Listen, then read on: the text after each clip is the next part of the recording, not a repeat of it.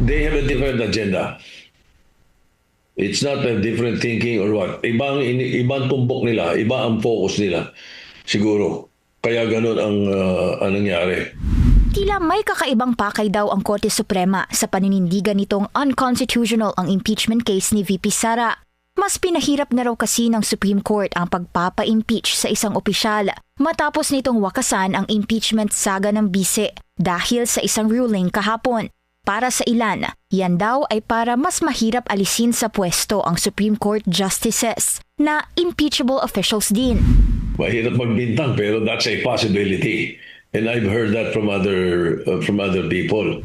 Unanimous ang naging desisyon ng Korte Suprema na violate daw ng impeachment ang one-year bar rule. Pero para kay Senate President Tito Soto, mistulang ng himasok daw ang SC sa impeachment process ng mga mambabatas at tila binago nito ang konstitusyon.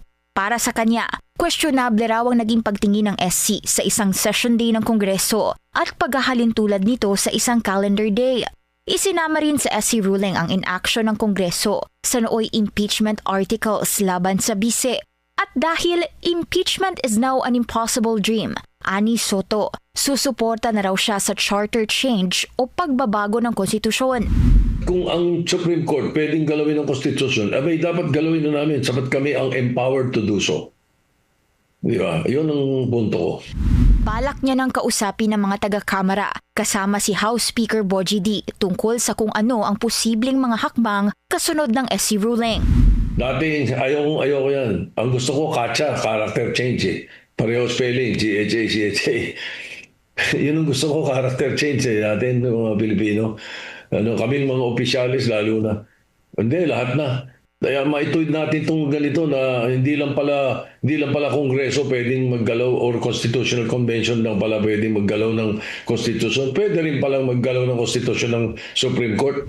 Pero pinaalala ni Soto na wala raw kinalaman sa mga politiko o personalidad ang kanyang pagtingin sa naging SC decision.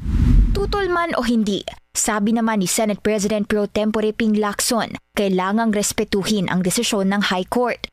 Anya, they're not called the gods of Padre Faura for nothing. Magiging biggest loser daw ang rule of law kapag sinuway ang desisyon ng Korte Suprema dahil ito ang final arbiter at interpreter ng konstitusyon. Si Lacson ang kaisa-isang nag-abstain sa nooy motion para i-archive ng Senado ang impeachment complaint laban sa bise. Matapos ang nooy desisyon ng SC na unconstitutional ito. Dahil sa pagpapatibay ng SC sa desisyon nito, mananatiling archived ang mga reklamo. Inimpeach ng Kamara si VP Sara noong February 5, 2025 sa mga paratang na misuse of public funds, betrayal of public trust at iba pa.